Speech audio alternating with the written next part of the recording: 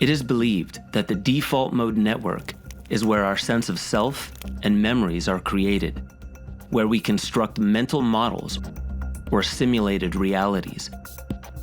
But those simulations seem to lock the subjects deeper into the consensus reality rather than create otherworldly realities.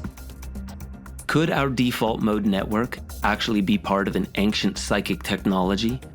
A matrix capable of locking our minds deeper into material reality, blocking access to our spirituality and alternate planes of consciousness.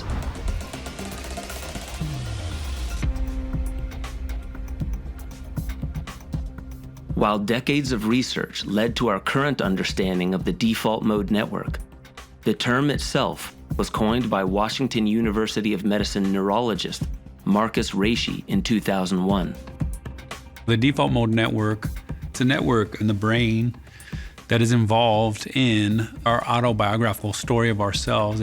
It's when we're thinking about ourselves, when we're thinking about somebody else, when we're wandering in our minds into the past or into the future. The network is comprised of different areas of the brain, including the posterior cingulate cortex, precuneus, medial prefrontal, and inferior parietal cortices. It's less active when the person is engaged in more goal-oriented activities. The Robin Carhart Harris group, they brought forth a lot of interesting ideas about what is this default mode network. So they were studying the entropy of the brain. How chaotic is the brain's activity at any given time, with the idea that it's the entropy of the universe, that they're ultimately like things are just in such a chaos, and that when people are asleep or in a coma or anesthetized, they saw decreased entropy of the brain activity. And then when they're awake, they see increased entropy. And then when they get into their dream state, more entropy. And then they go into further states, which could be really enlightened states, some people might describe, or even madness, going into full-blown schizophrenic psychosis or mania, where people are just overwhelmed by the chaos that they're exposed to. So then they talked about how the default mode network and its activity was altering that entropy, that it was somehow suppressing the entropy of consciousness down to a level that for the human would be more manageable.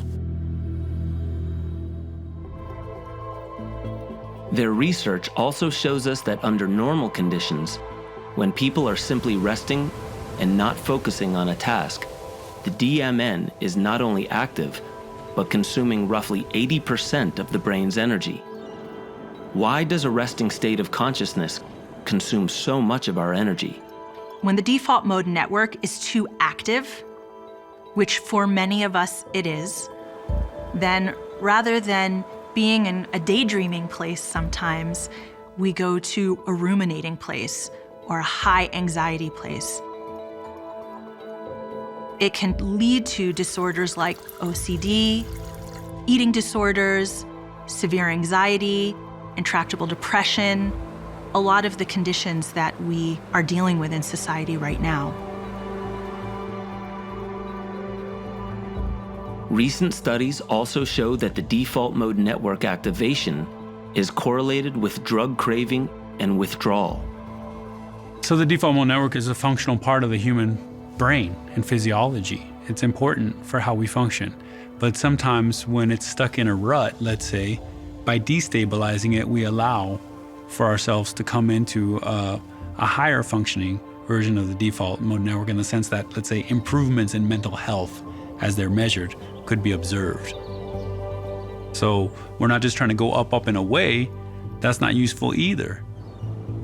The ungrounded optimism, the naivete, that puts people in danger. That's reckless sometimes.